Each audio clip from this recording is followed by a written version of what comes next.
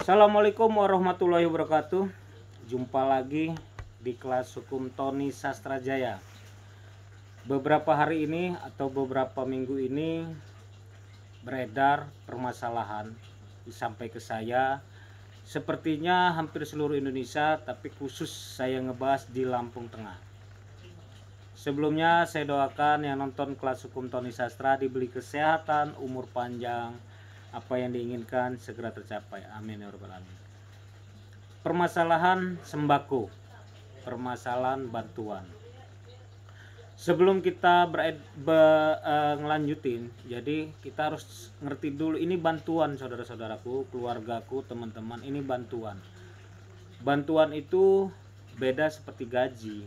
Bantuan itu bukan gaji, bukan honor. Jadi ada kalanya bantuan tidak dapat, kita tidak bisa nuntut, kita tidak bisa menyalahkan siapa-siapa. Terkadang kita menyalahkan Pak Lurah, kepala kampung, sampai Pak Dewan juga disalahkan, ditegur. Pak Dewan, saya minta orang yang dapat ini karena orang kaya tidak bisa, harus dihilangkan. Ini yang tidak dapat harusnya dapat. Nah, ini saya juga harus dijelaskan di sini. Sebenarnya yang dapat memberikan dan tidaknya itu hasil keputusan musyawarah kampung. Musyawarah kampung tidak bisa ujuk-ujuk seorang pimpinan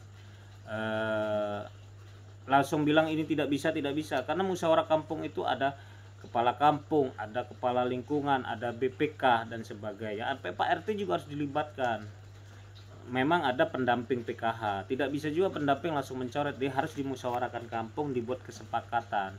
Tidak bisa kemarin ada program datang door to door langsung mencoret dan menghilangkan, tidak bisa, harus dimusyawarahkan kampung. Hasil musyawarah kampung itu disampaikan ke sistem itu dikirim langsung ke kementerian. Nah, sekarang saya sampaikan, saudara-saudaraku, yang nerima bantuan itu mohon maaf betul namanya bantuan. Kita tidak bisa menuntut, kita tidak bisa memaksa harus dapat setiap bulan. Namanya bantuan itu akan dapat, mungkin dia bulan ini tidak dapat, bulan besok dapat. Ada itu kejadian 7 bulan dia tidak dapat, pas bulan ke-8 dapat, dirapel langsung dapat 8 bulan, langsung dapat 7 bulan. Ada kejadian seperti itu, dia tidak bisa hilang begitu saja, yang sudah masuk ke sistem ya. Dan tadi saya bilang ini bukan gaji. Kalau gaji kita nggak dapat, kita tuntut bisa, kita bisa menyalahkan siapa-siapa bisa, tapi karena ini bukan gaji, ini bantuan, kita tidak bisa menuntut siapa-siapa. Oke. Kembali lagi, permasalahan belum lama ini, permasalahan uang 500.000 yang dibagikan di kantor pos. Sebelumnya ini pembagian di kantor pos sebulan atau 2 bulan yang lalu, tepatnya saya lupa, saya sudah buat konten, saya sudah sampaikan juga di YouTube, di kelas hukum, di Facebook dan sebagainya. Mohon Ibu Menteri untuk mengkaji ulang cara pembagiannya. Melalui kantor pos ini menurut saya banyak penumpukan massa, sampai kasihan juga ada nenek-nenek umur udah 70 tahun, umur 80 tahun, dia harus antri, dia harus nunggu. Nah, itu kasihan sekali menurut saya dan tidak bisa diwakilkan. Tapi kalau dia pakai kartu KKS, namanya KPM, itu dapat kartu KKS itu bisa kasih surat kuasa, bisa minta tolong siapa, minta tolong kelompoknya, minta tolong bapak kepala lingkungan atau kadusnya, atau nggak minta tolong PKH, tapi diketahui dan benar-benar dia minta tolong. Kalau sudah nenek-nenek kasihan, akhirnya minta mohon Ibu Menteri untuk mengkaji ulang cara pembagiannya. Tuh. Akhirnya muncul lagi isu bahwa e-warung akan dihapus, dihilangkan. Nah, ini isu yang nggak benar. Tidak bisa menghapus e-warung begitu saja.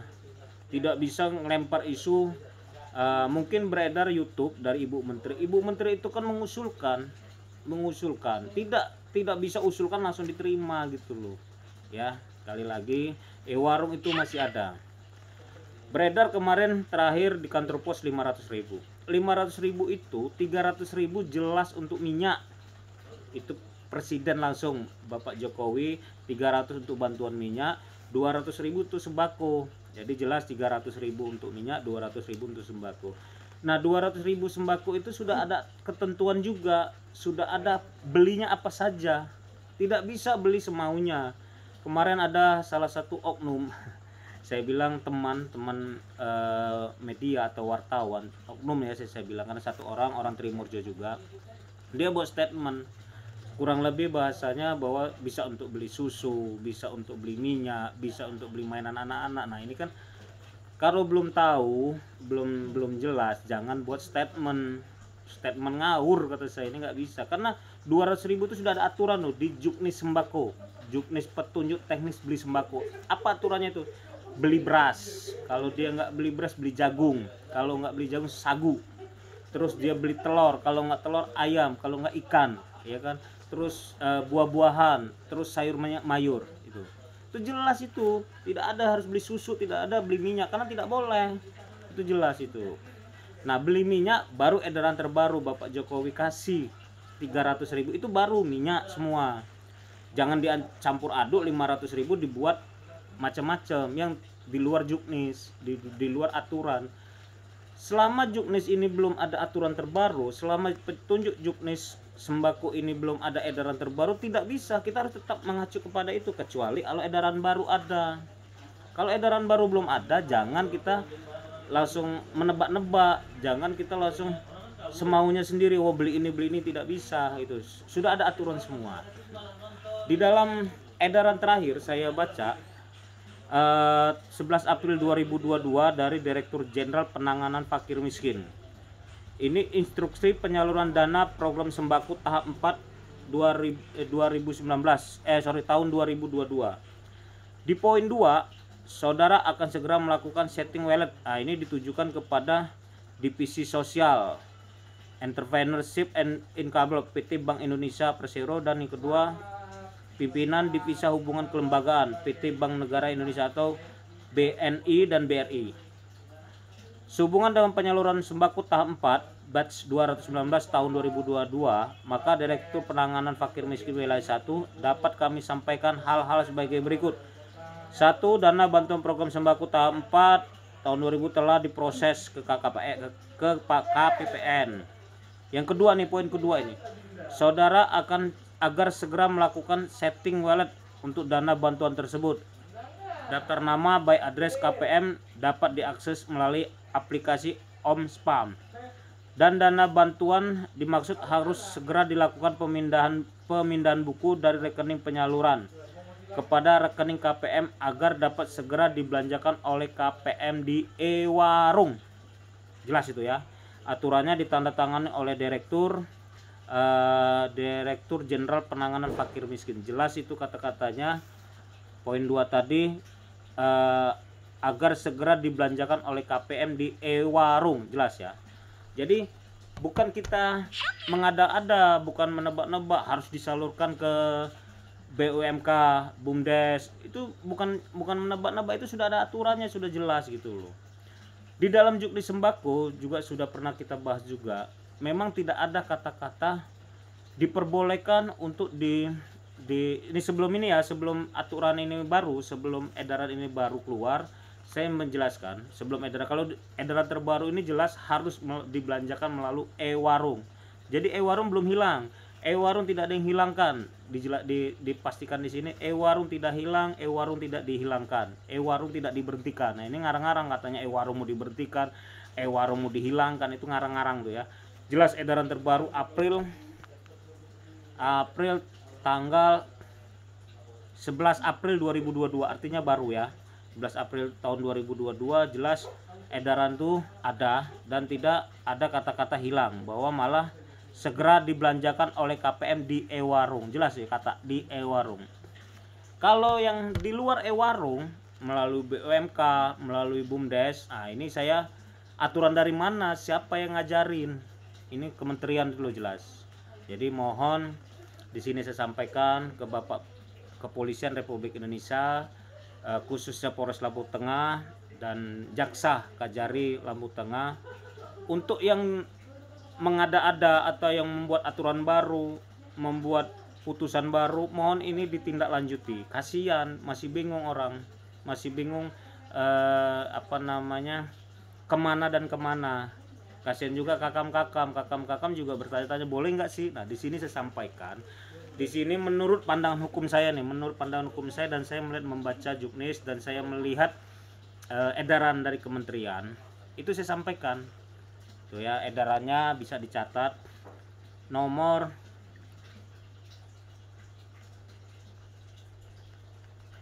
300 garing 6.2 garing BS titik 01.02 garing 4 garing 2022, Direktur Jenderal Penanganan Fakir Miskin 11 April 2022 tuh ya. Itu nomornya jelas, bisa di download, bisa dicek, lihat langsung, itu edaran yang saya bacakan. Jadi terakhir jelas juga masuk di dalam KKM, kartu KKM itu 200.000.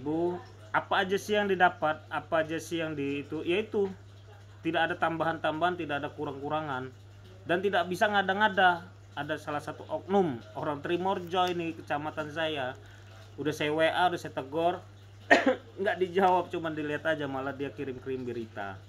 Nah itu saya tidak sebutkan namanya karena mengganggu profesi dia. Jelas saya sampaikan di sini, saudara-saudaraku, teman-temanku, kawan-kawanku, kalau belum ngerti, belum paham, telepon saya, ngobrol, kita diskusi. Saya buka buku, saya buka juknis, saya buka aturan, saya buka sebaran dan sebagainya. Saya bicara sesuai aturan, saya bicara sesuai juknis, saya bicara sesuai dengan sebaran edaran ya. Jangan sembarangan kita semaunya. Sekali lagi, untuk saudara-saudaraku semua yang menerima sembako, mohon maaf betul, ini bukan gaji, ini bukan honor, ini bantuan dari pemerintah. Jadi kita sadar diri, apabila kita tidak dapat bulan ini, mohon sabar. Jangan menyalahkan siapapun, jangan menyalahkan lurah, jangan nyalakan Pak Dewan. Pak Dewan dapat WA, dapat SMS, Pak Dewan ini saya kok nggak dapat, Pak Dewan itu orang kaya kok dapat, itu orang miskin kok nggak dapat, orang kaya dapat. Itu bukan dewan yang menentukan, saudara-saudaraku, teman-teman. Itu hasil musyawarah kampung, itu hasil musyawarah kelurahan, yang kelurahan itu musyawarah desa, yang desa. Di musyawarah kampung itu ada Pak Lurah, ada BPK, ada BPD kalau desa, ada kepala lingkungan atau kadus atau bayan, ada RT, ada tokoh masyarakat, ada tokoh agama, banyak di situ.